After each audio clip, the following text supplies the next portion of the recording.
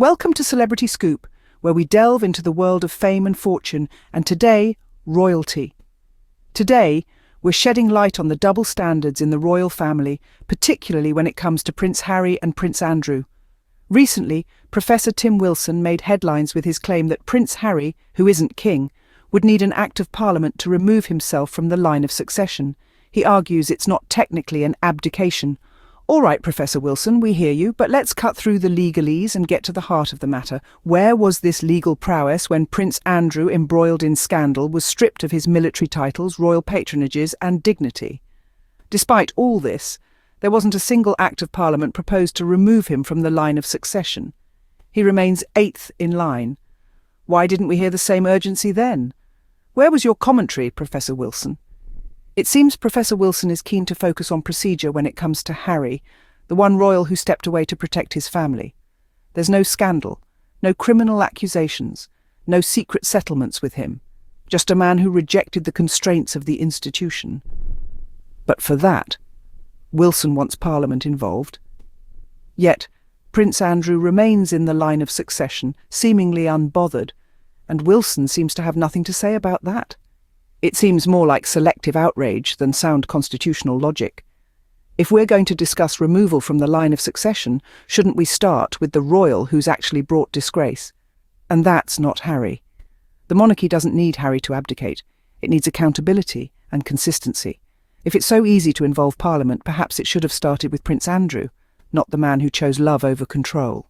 So, Professor Wilson, you may know the law, but your argument seems to be missing some serious moral weight. If we're talking about the need for legal procedures, shouldn't we start with the royal embroiled in scandal? Let's delve deeper into Prince Harry's situation, the royal who chose love over control. Prince Harry, the younger son of Prince Charles and the late Princess Diana, found himself at the centre of a media storm when he made the decision to step away from the royal family. This wasn't a choice made lightly or impulsively. It was a calculated decision, made with the intent to protect his family from the relentless scrutiny that comes with being a royal. He saw firsthand the toll that life in the public eye took on his mother and made a conscious choice not to let history repeat itself. He chose to shield his wife and children from that same fate, prioritizing their mental health and well-being over titles and tradition.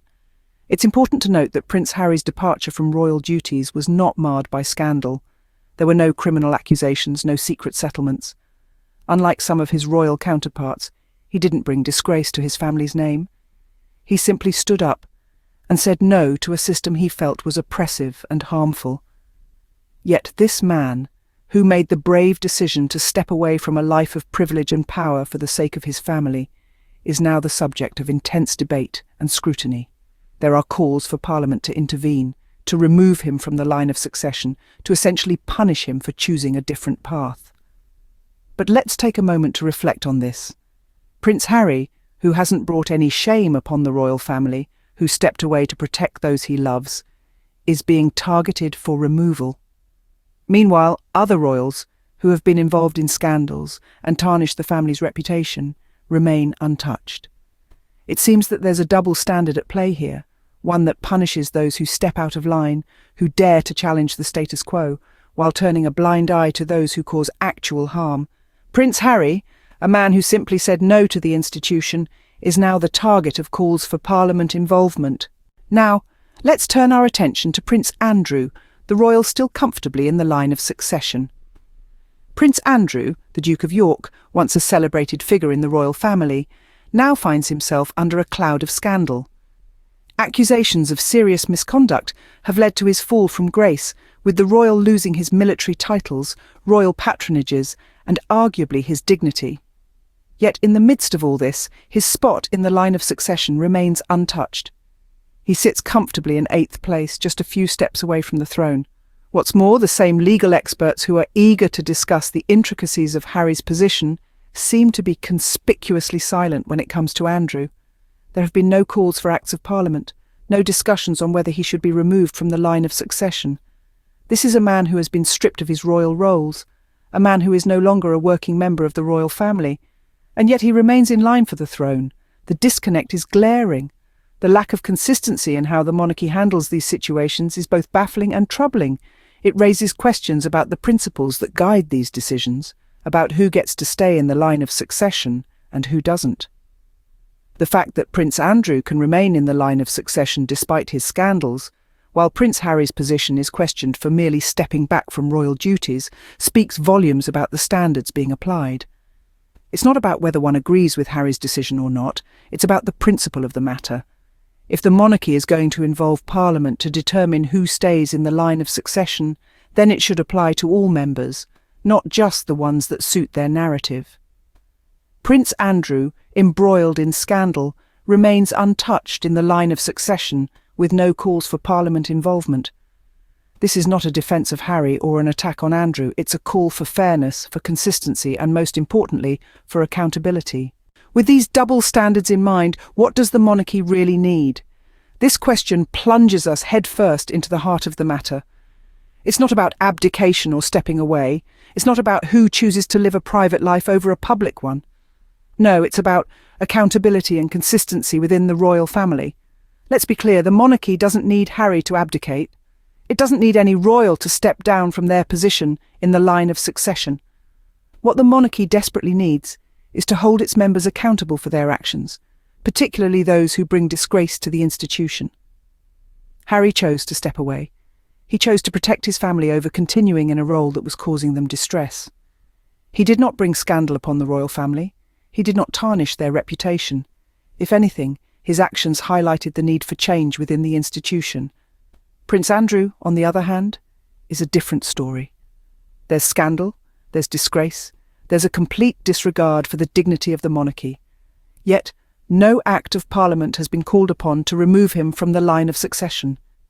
He remains eighth in line, as if nothing happened.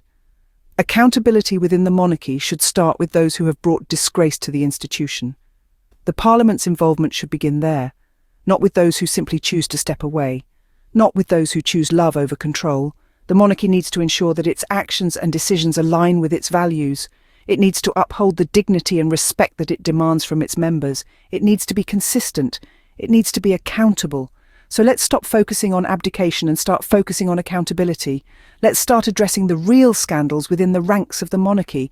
Let's start holding those responsible for their actions.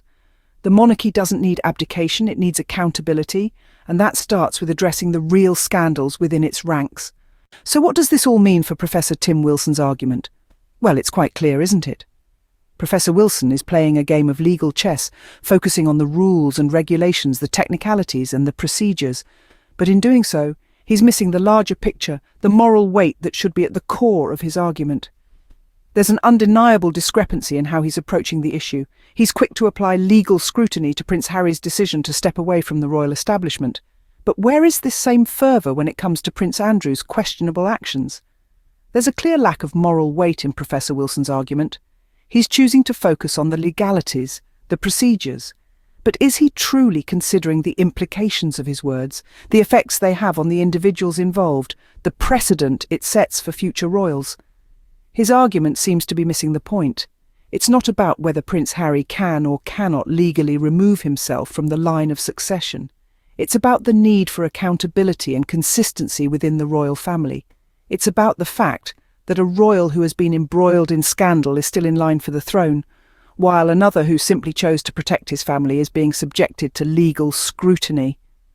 It's easy to get caught up in the rules, the procedures, the technicalities. But at the end of the day, we should be looking at the moral implications of these actions. We should be holding those in power accountable for their actions, regardless of their royal status. So yes, Professor Wilson, maybe you do know the law, but your argument, it's missing some serious moral weight. It's overlooking the need for accountability and consistency within the royal family. It's failing to consider the moral implications of these actions. Yes, Professor Wilson, you might know the law, but your argument, it's missing some serious moral weight. Thank you for joining us on Celebrity Scoop, where we uncover the truths behind the glitter and glamour.